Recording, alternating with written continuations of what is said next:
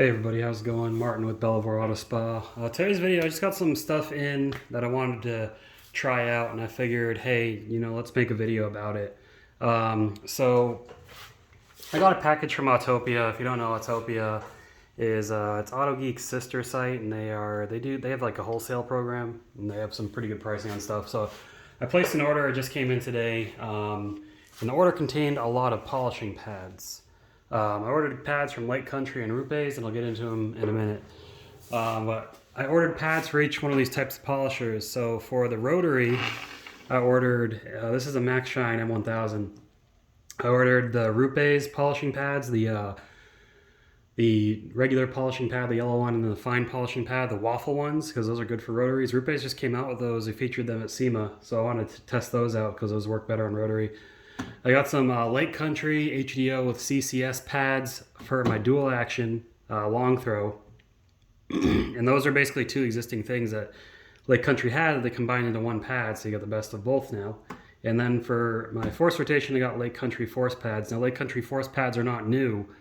They designed them many years ago for force rotation machines in particular, rotaries as well, but mainly for gear-driven dual action polishers. So we're going to test those out. So what I'm going to be using as my polish, basically, I'm not going to be removing defects, but I'm just going to do a two-step on a section of my test panel. So I've got my DIY Detail Gold Standard polish. This is what I'm going to be using to cut and finish. I just wanted to show this. This is Wolfgang Padworks Polishing Pad Revitalizer. That's what I use in my Lake Country System 4000 pad washer. You can also use that to condition your pads as well before using them. It makes them a little bit damp. Now, that being said, if you're using a gear-driven machine, I found that, yes, cleaning the pads with this works, but getting all the water out of them doesn't work because this does not spin nearly as fast as these do. So you either have to blot it out on a microfiber, or you got to switch the pad to another machine, which that's just time consuming. I suggest just keeping a microfiber nearby and blotting it out to absorb that extra liquid. Let's go over what I got in my package. So I restocked in some CarPro products. So CarPro Lift, I was running out of. CarPro Reset, my favorite car shampoo, and CarPro Eraser. Now I've got, if you want to, like if you don't have wholesale accounts, you can order from CarPro US using my discount code below, get 5% off of each of these. If you do order wholesale, you're going to save some money there. Also, I got some more CarPro masking tape, because as you know, I do a lot of test videos, so I go through a lot of tape masking off sections. This tape is pretty cheap. It's like, I don't know, $2 and some change or something like that. And then I've got all my pads. So these are the Lake Country HDO. So HDO, or heavy duty orbital, have this interface in them, but they also have the CCS faces. So these are, according to Lake Country, supposed to be more efficient. So I don't really have a way of measuring that, but Lake Country, they make some of the best pads in the industry, so I'm inclined to believe them. And I've got the Rupes Rotary Fine and Ultra Fine polishing pads. These are waffle pads. Waffle pads are known to work better. In general, they work better because they run cooler. They do take a little bit longer to work, so there's less surface area, but especially on a rotary, to avoid those rotary holograms, waffle pads are the way to go. And then I've got my Lake Country Force pads. I got two of each. So here's the heavy cutting pads. Here's the medium polishing pads. And here are the fine polishing pads that go with that. So I didn't have any of these, so I wanted to get those for that machine specifically. So basically what I'm going to be testing out here, guys, I'm going to use one of these to cut, and then I'm going to use one of these and one of these to finish, because I just want to test them out. I'm not going to take up the time and go through every single pad. It's going to be an incredibly long video. So let me open up this pad. And these Lake Country Force pads, because they go on gear-driven machines, are nice and beefy. This is very firm. So this should handle the force rotation machine perfectly. So let's go ahead and get that lined up on there. can also get this stuff from Detailed Image. I got a 10% off discount for Detailed Image, including the CarPro stuff you don't want to buy from CarPro US, so keep that in mind. And then DIY Detail, 10% off with them as well. Got a code down below, check it out. I'm not going to use the ultra fine pad because this isn't super soft paint. I'm not going to use the blue medium cut pad. I'm going to use this medium polish pad on the DA.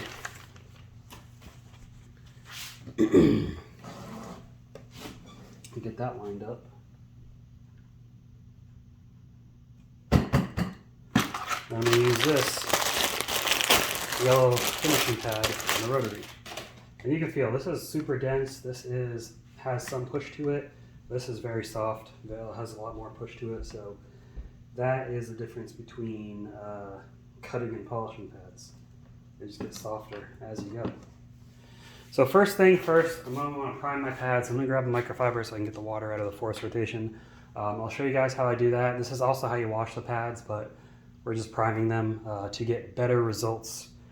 Because if you don't have any dry spots in the pad, if everything's just slightly damp, you can use you can use a rinseless wash sprayed into your pad to prime it to get it very lightly damp, or you can use a pad washer. I'm going to show you the pad washer method. So let me grab a microfiber because I'm going to need to get the extra water out of that one, and then I'll show you what I do. So I guess first we'll prime the force rotation machine. So this uses a displacement pump. That's probably too much, but I just refilled this, so the pump wasn't primed. But usually most machines you run this on speed 1 to clean. For this particular machine, this gear-driven machine, I use speed 2 to clean the pad, but I'm just priming the pad, getting it damp, so I'm just going to use speed 1.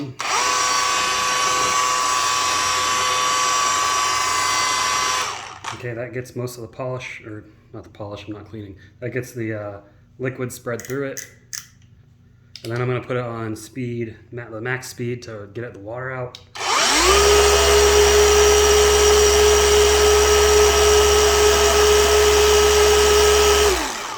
All right, and then again, because this doesn't spin as fast and you can still see the residue in here, I'm going to blot it on this microfiber. So blot it out on this microfiber. Because this is a cutting pad, it's not going to compress as easily, so we're going to put some force on it. And then if you still feel like there's too much water on there, you put it down to speed 1.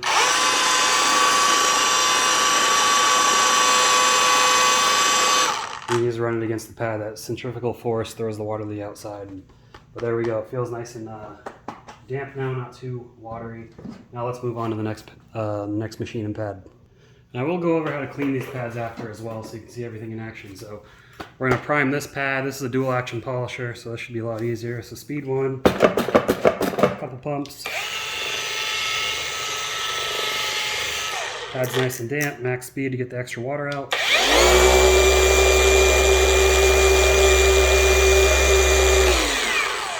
There you go. Now this is, even though this has like this little lid to catch, some water does still spray out the sides, so you're going to get some on your legs. So don't do this right next to a car, unless you're blocking it. Alright. So I'm going to take the rotary. Same thing.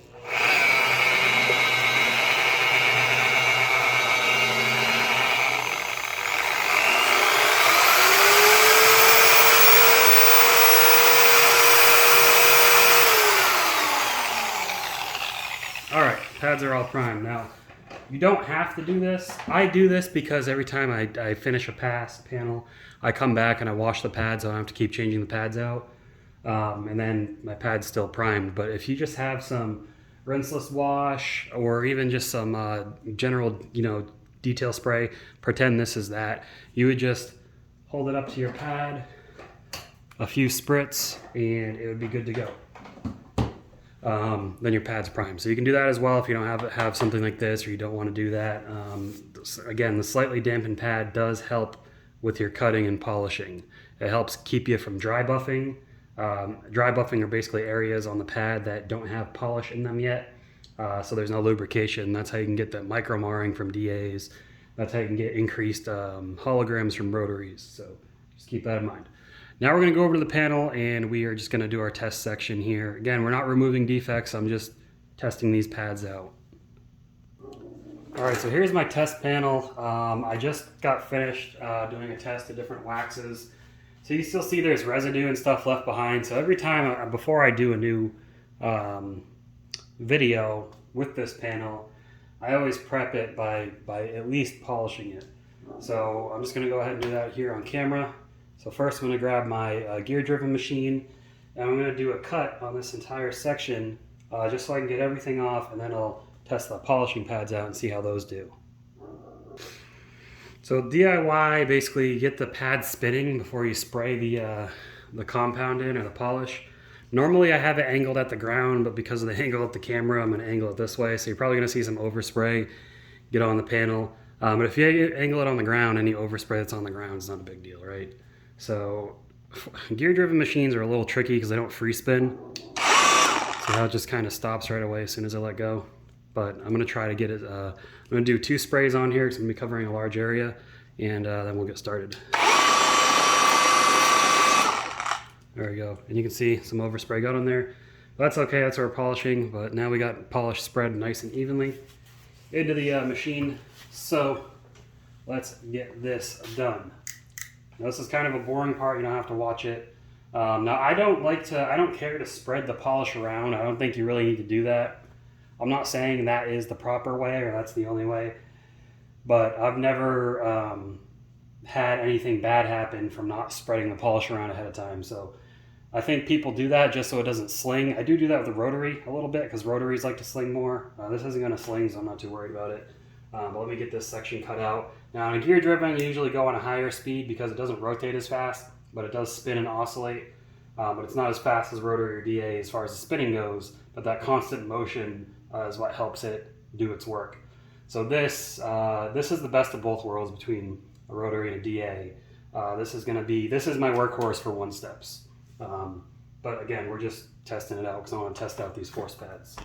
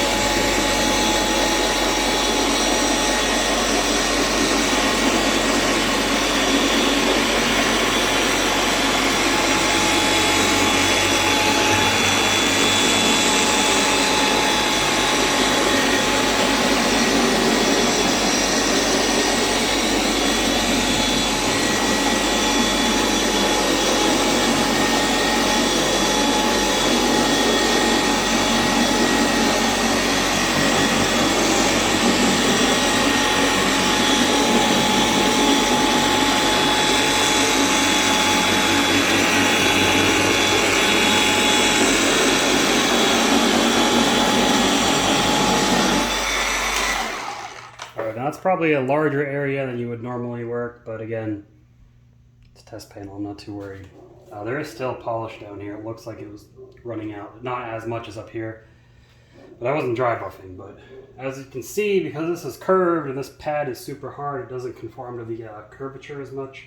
So I'm gonna hit this spot up here again real quick.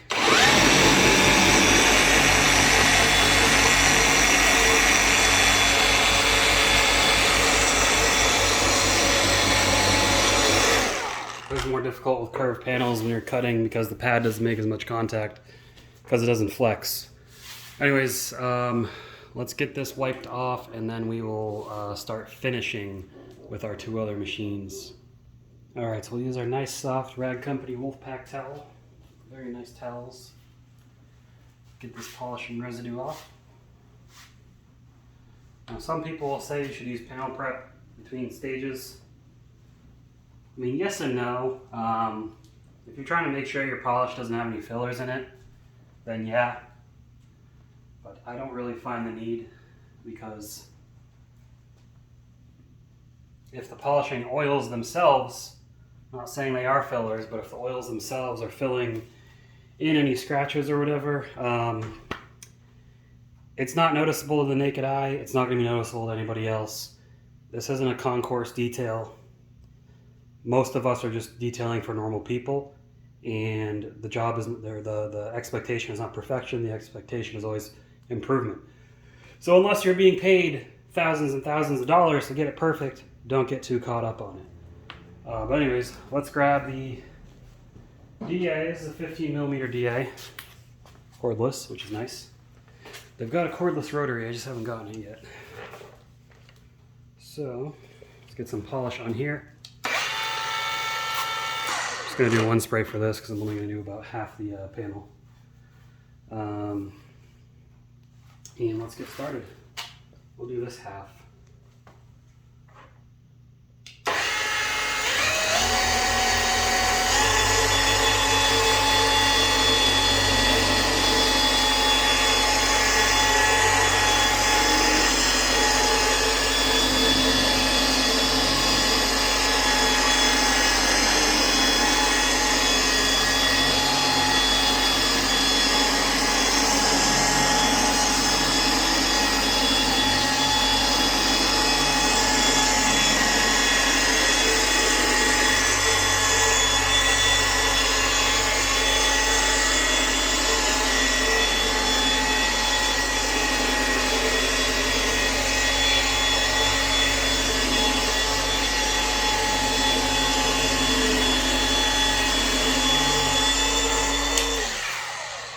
Alright, now we'll do the other side with the rotary. Now that, I just want to state with these CCS pads, the idea behind it is the extra polish stays inside these little dimples.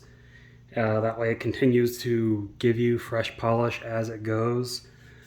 Also, it helps with cooling because there's not as much surface area, so these little air pockets help it to cool off. It's kind of like the waffle pad. In my opinion, this is like the next generation of waffle pad. But I believe CCS is patented by Lake Country, so you won't see anybody else ever making CCS pads, or smart pads as they call them, whatever. But yeah. And real quick, the difference between this DA, the forced rotation, and the rotary. DAs, long throw DAs do cut more than the other two when, that's the caveat, when this is continuously free spinning. If you ever hit any curves or anything, this will stall. It'll still oscillate, but this will stall, and you're going to lose a lot of your cut. That's why a lot of people like using gear-driven or rotary to cut, because they can get around the car faster because there's no pad stall. But if you're ever doing something big and flat, like an RV, DA is going to be the way to go. So then we're going to do this other section of the rotary, Max Shine M1000 rotary with the Rupes. With the roofies, yeah. Now with the Rupes polishing pad, they do waffle polishing pad. So, all right. Some overspray on there again, whatever. And let's get this polished out. Now this I'm just going to keep on speed 1. Rotaries you have to put on high speed to polish. So, again, there's lots of schools of thought. I'm not saying that my opinion is the only correct opinion. It is just an opinion that works for me. If you do it a different way and it works for you, keep on doing it.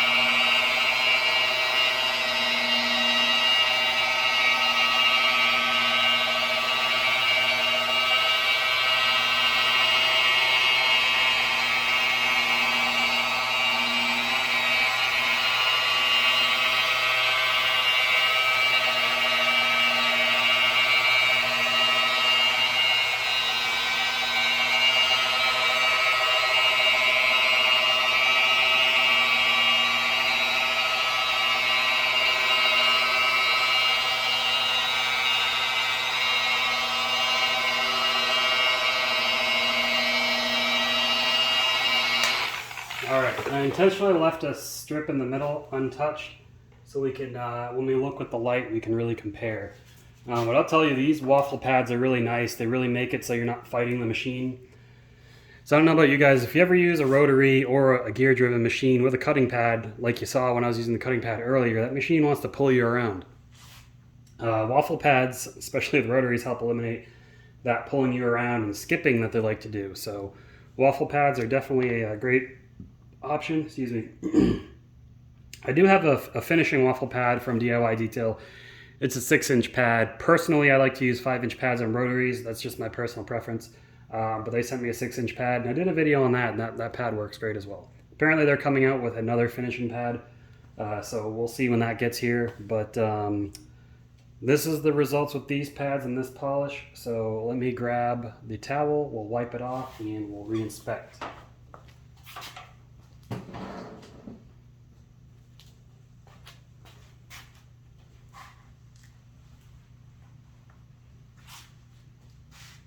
And this time I'll use panel prep to get the rest of the residue off so we can really inspect our results.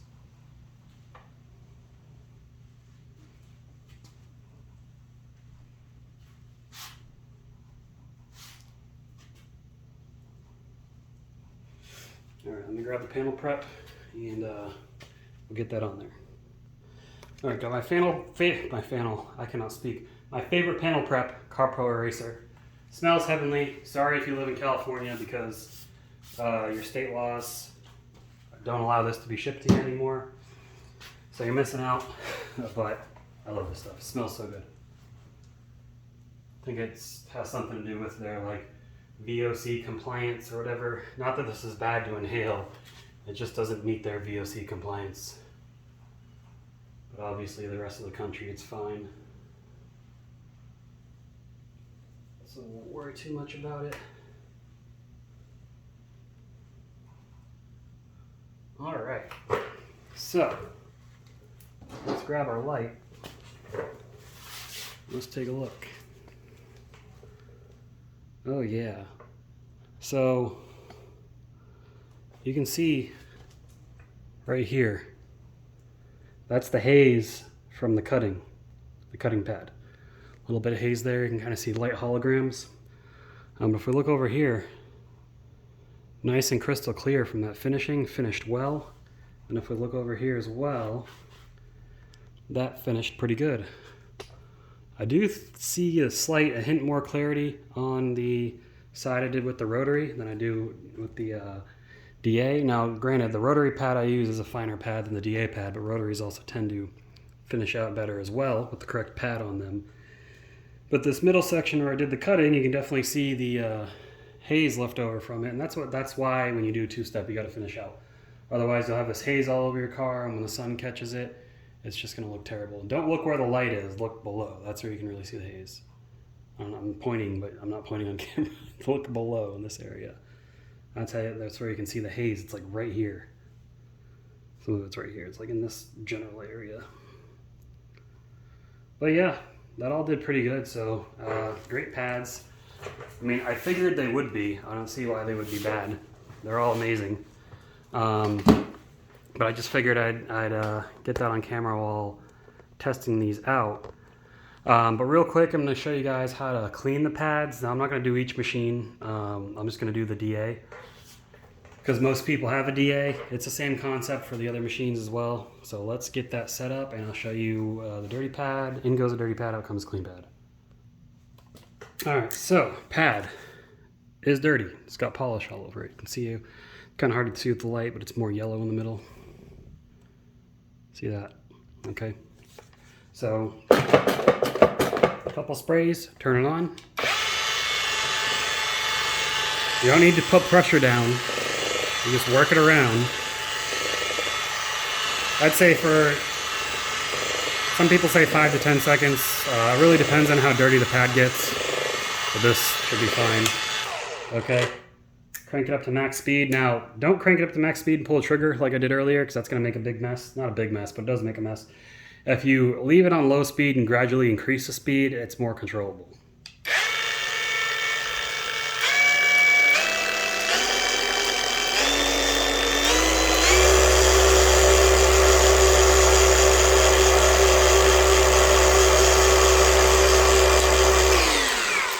That way it doesn't splash everywhere. And now the pad is clean. There's no more polishing residue in there. You don't have to stick them in the washing machine. You don't have to clean them by hand.